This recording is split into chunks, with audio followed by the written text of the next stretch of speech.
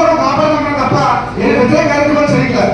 వాళ్ళ పిల్లలు మన పొజిషన్లో ఉంటే వాళ్ళు అలా అంటారా?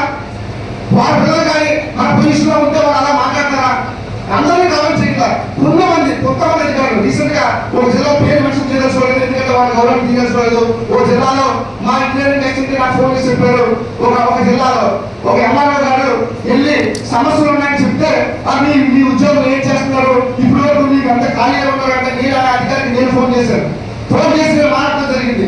సార్ మేము ఒకే అడుగుతున్నాం, 1,25,000 ఉద్యోగులు తరపున మీరు ఆ స్టేట్మెంట్ ఎలా పాస్ చేస్తారు?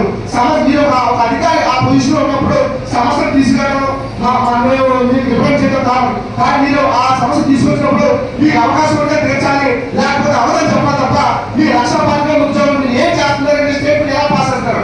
అంటే ఉద్యోగులందరినీ ఒకలాగా మన గ్రామానికి ఉద్యోగులు ఒకలాగా ఎందుకు చూపుతారని ప్రభుత్వాన్ని మనం అడుగుతున్నాం. అంతే తప్ప మనం ఏం గొప్ప కోరట్లేదు. దయచేసి మన రాష్ట్ర గౌరవ ముఖ్యమంత్రి గారి మీద మా ప్రణాళిక నమ్మకం ఉంది. వాళ్ళకు రెసిడెన్స్ సీఎం ఆయన అందరికీ తెలుసు. వాళ్ళ దృష్టికి మన సమస్యలు వెళ్ళట్లేదా, లేకపోతే అధికారులు తీసుకువెళ్ళట్లేదా అని చెప్పి ఈ ఉత్తరాంధ్ర ఈ సభ ద్వారా ప్రభుత్వాన్ని